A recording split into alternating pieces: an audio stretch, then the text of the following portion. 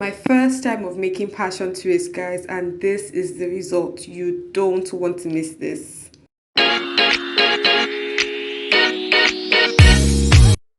Hi guys, welcome to the channel. In today's video I'm going to be making passion twist using the rubber band method. So I've divided my hair into two sections, and then the back section I've cut out just a sizable amount so that I could apply the gel to the root of, and then I'm going to use the comb it out and then use the rubber band to hold that hair in place. I'm going to go ahead and do that for the entire back section before I then start braiding using the Darling Passion Twist. So for this, what I'm doing, I'm using two methods. So I'm going to apply the Shine and Jam gel to my hair, and then I'm going to hold my hair and then use the Passion Twist around it and then start braiding. So it's going to be 3 strands, and then I'm going to braid for a while and then start twisting. So one thing about this method is that you have no hair on the passion twist, so there's no hair resting on the passion twist, which eventually you have to then go and divide, so that when you're twisting it into two strand twists, right, you have hair on both sides, which is what I like. I prefer to have hair on both sides, and as opposed to having hair on just one side of the hair. So going again to do the second method, which I ended up using for the entire hair, I'm going to place the passion twist and then divide my own hair into two, so that I have one hair already resting on one of the passion twist, and then a smaller section of the hair is what I use to braid. So I'm going to be braiding the hair out till I'm almost done with my hair, like till I get to the ends of my hair, sort of like that, but not completely. The thing about this method is that because the passion twist already is coily, even when you braid it, it still coils, so you almost don't notice that this hair is braided.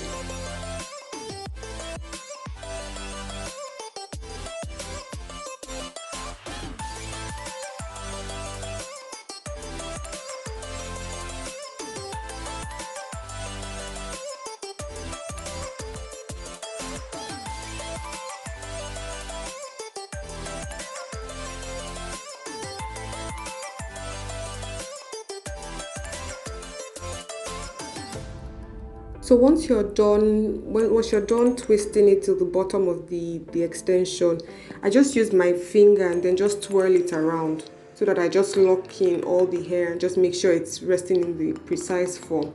So that's pretty much what I did for the entire back section, and then we're going to go into the front section.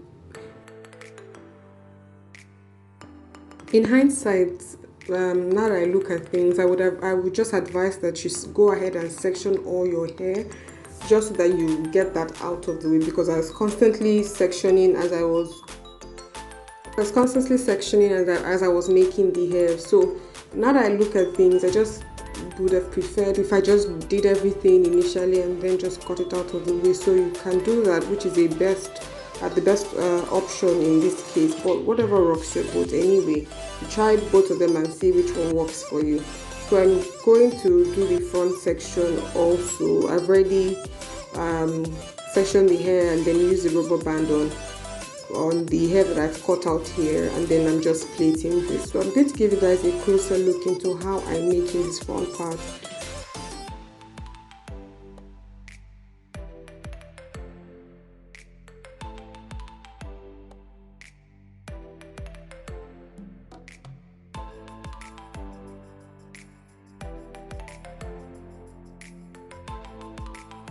So I went ahead and just sectioned the entire front part, just applied the gel and then just used the rubber band. So I'm taking the extension and I'm making sure that I'm at the middle, so that I have 2 equal parts. Then I'll place the extension round the rubber and then divide the hair into 2 parts. So see what I'm doing? I'm braiding actually. I'm braiding it using one of the hair that I divided as part of the extension on the passion twist, and then the other one is what I'm just using as a single braid. I'm using it to form part of the braids on its own. So I'm just going to be plaiting that, and then when I get to the end of my own hair, I'm going to start twisting.